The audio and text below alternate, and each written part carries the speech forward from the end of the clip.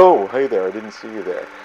Welcome to my evil lair. I am Stu, and you're here at the Excommunicated channel, or wherever this happens to debut, who knows.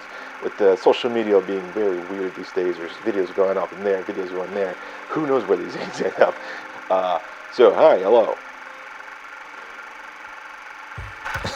So you're probably here to talk about the anti-villain, as in probably the title of this video is like crafting an anti-villain or whatever. So before we get into showing my design process, I wanted to first kind of define what an anti-villain means. So now most people are aware of like a hero, villain. Hero usually a good guy that does good things for righteousness, Superman, Captain America, those are their general hero types. And villains usually are the bad guys, and sometimes depending on the story, the hero can be the villain can be the hero, so like things can be kind of flipped. It's all about perspective, which is why I think storytelling is one of the most fun things we can do as people, I guess. I don't know. And anti-heroes generally are people that do good, but like the means of doing so are usually pretty bad. You got your Punisher, you got your Deadpool, you got Daredevil, you got those kind of people that kind of just push things a bit to the fold, and people love anti-heroes, right? And so an anti-villain thus must mean a villain who does things under the guise of being a hero or being proper. Those are people with their code of ethics. They have their reasons, their whys, and all this stuff. And I think a really good example is probably Ra's al Ghul, or Ra's al Ghul, depending on your specific thing. And the reason why I bring him up is because he does a lot of villainous things, but there's like a code and ethic to why he does things. And so today, we're going to take the design process of talking about my anti-villain, and his name is Tsukuyomi. And so the reason why this guy, I would categorize him as an anti-villain, is because he definitely has a code of ethics and why he does what he does. Much like Thanos and a lot of other villains, he thinks he's the hero.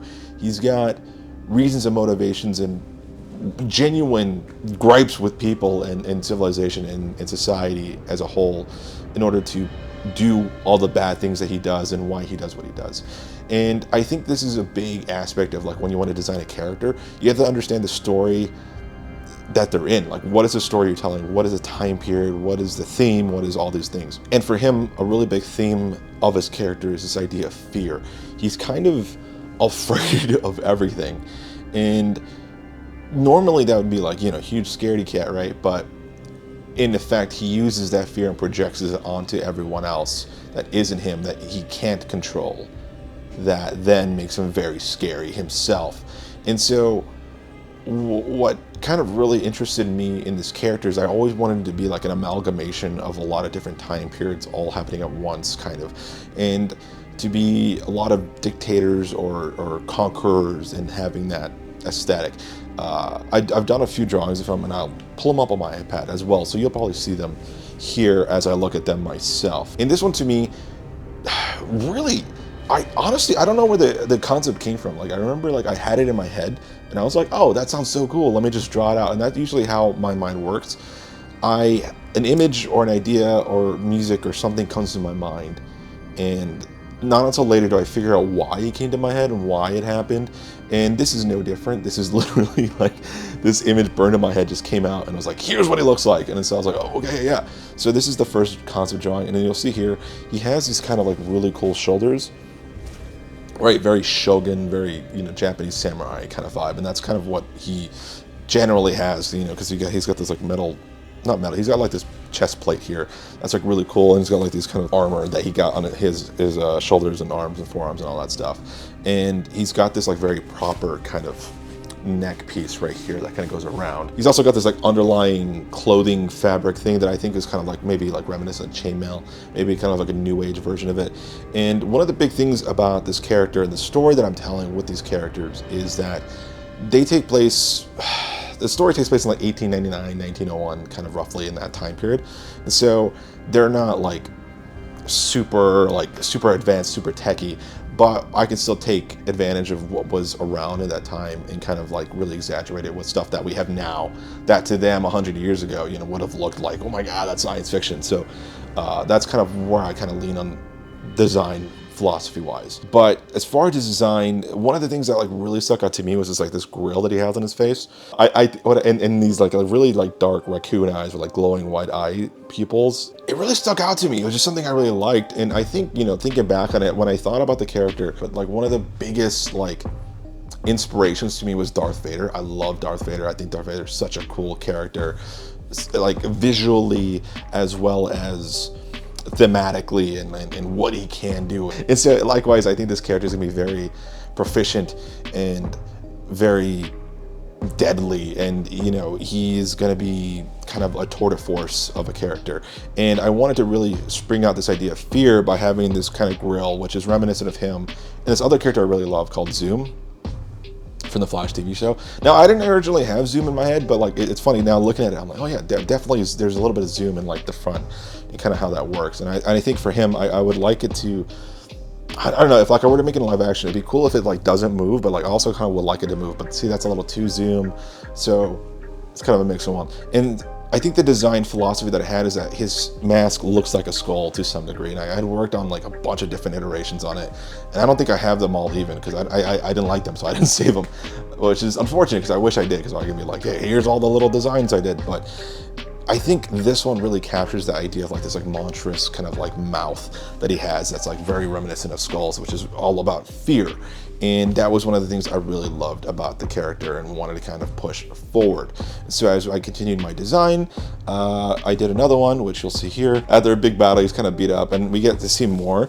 Yeah, and it's just to show how practical his costume is. He's got like these things to kind of like carry it together, and it has this like really strong kind of like I'm ready and geared for war to kill presence. And that was kind of like one of the fun parts of this character for me. It was like to really get in that zone and to really push that forward.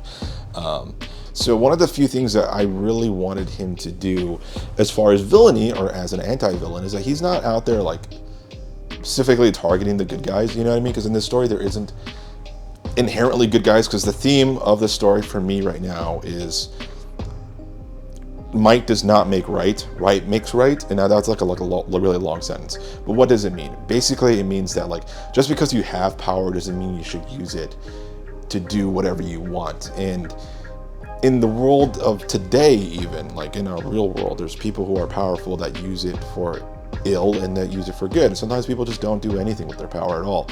And there's people who nowadays, like just common folk like you and I, who kind of just feel powerless sometimes, but realizing that like maybe together we have a sense of community and power that we can then use, which I think, you know, have you seen all the strikes, which have, you know, affected Hollywood and, you know, affecting a lot of different industries, and seeing how a lot of people have come together to say, no, we're not okay with this or that, you know, then realizing that, yeah, we do have a sense of power in our of ourselves. And so the story is going to struggle between this and that. And his point of view is that the world is a very messed up place that is uncontrollable. It is seeded with evil and badness, and he wants to uproot and take it all down and let the whole world crumble so that he can then rebuild it afterwards. And his justification is that it's just the world's bad. You know, he's tired of no one doing anything about anything, so he's going to be the one that has to do the necessary evil to get the world to a better place, a place where he can control. Whether that's a good thing or a bad thing, entirely up to you. Definitely probably not a good thing, because I mean, obviously it's leaning towards more of like a fascist ideal. And so the other characters in the story kind of obviously butt heads with him. And the few other ones, which you've seen one of them already, which is Odysseia. She's kind of a really fun character, and I'll talk more about her in another video, but like definitely like there's a huge conflict between a lot of them, and Eldridge and all these other characters. And I'm really excited to talk to you guys about it, because I really want to get into it. And I've been writing the comic book right now. And so right now it's just like, do I actually just start drawing it myself? Because that would take forever. And I got the cardigan to work about, so we'll see. This is like a thing. So, you know, this is something that I've been kind of like dealing with back and forth.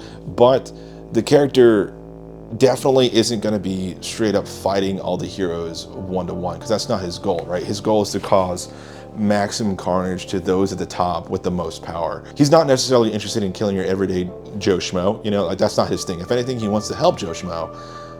But if Joe Schmo happens to die to do what is necessary, then he's not opposed to doing it, but he's not one to necessarily kill without specific reason or whatever. So in that way, he is an anti-villain. He has a code of ethics that he doesn't want to break.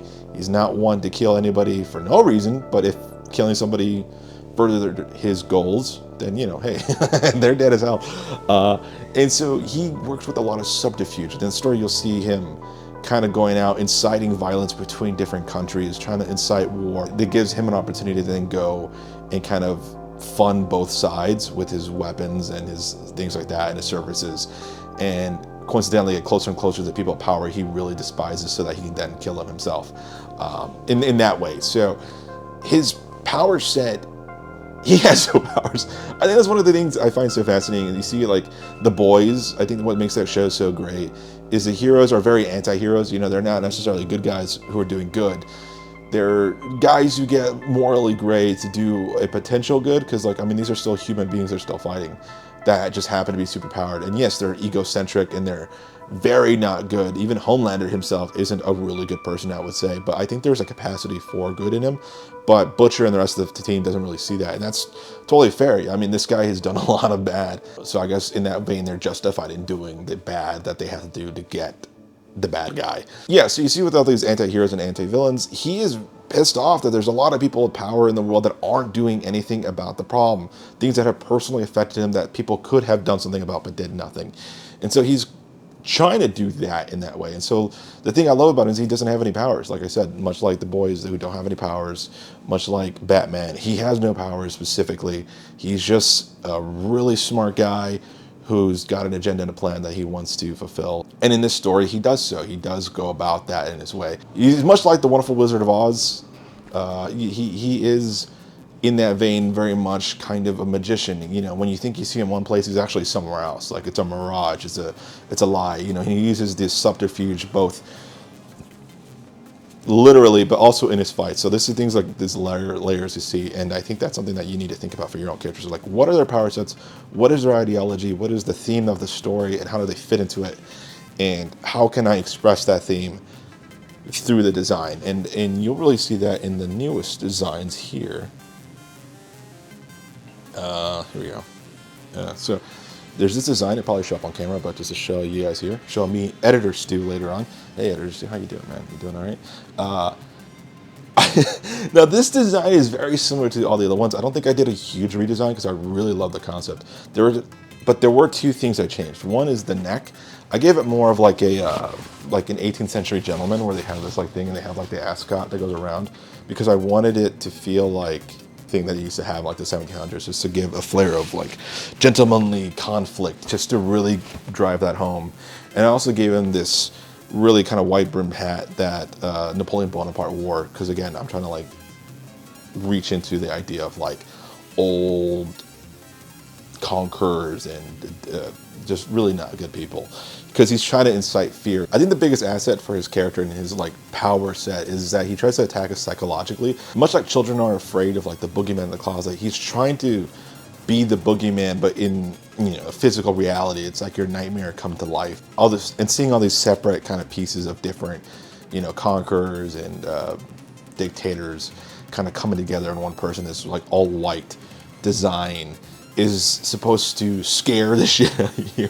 It's supposed to scare the crap out of you. You know, he's designed to take back that logic you have and to incite fear, to incite that you're a little reptilian amygdala brain, and to get you to like panic.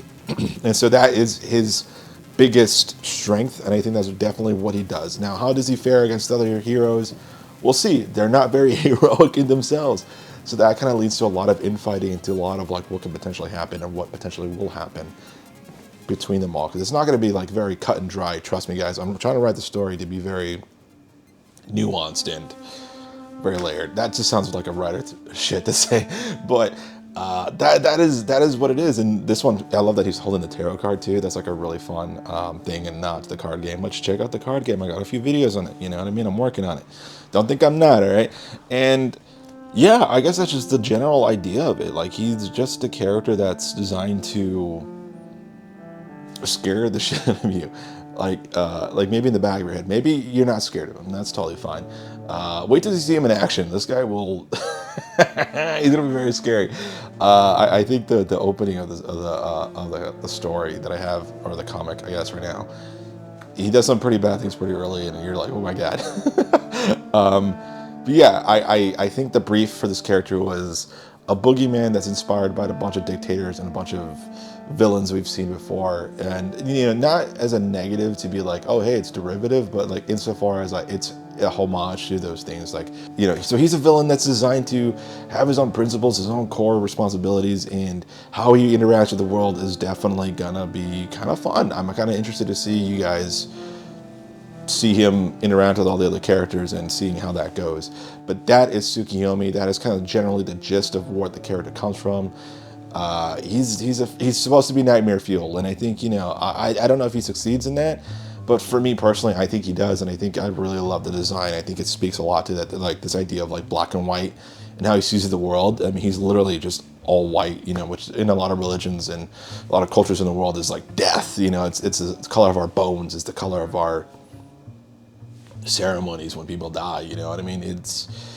He's gonna cause some terror for sure, and do that. So, in summary, when you're working on your own kind of villain or anti-villain or hero or anti-hero, there's a few things to keep in mind. You want to focus on what your theme is, what is the ideology of the character, how do they interact with the world, and what exactly are their traits. So that traits could be like just personality traits, which also very good, or traits as in like what are their powers, what are they not. Because not everything people work on is all heroes versus villains. You know what I mean? Like everything.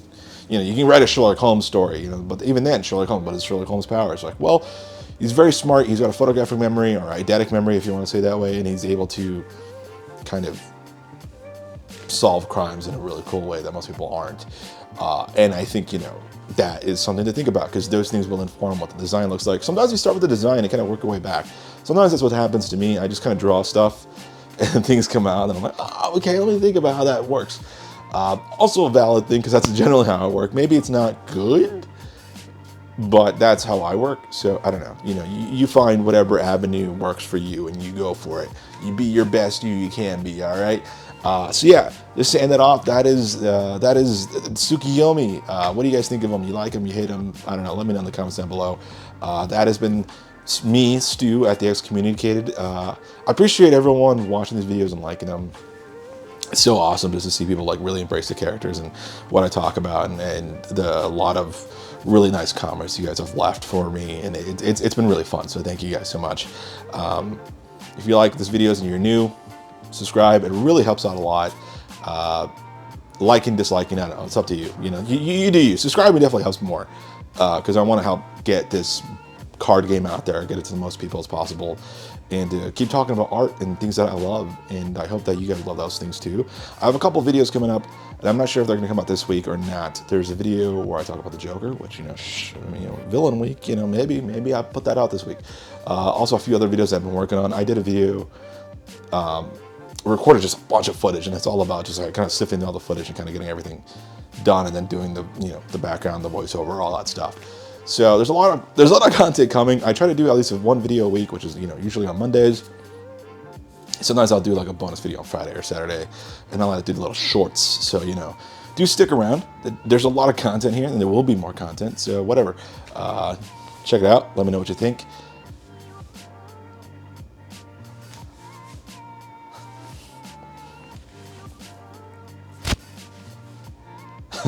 Okay.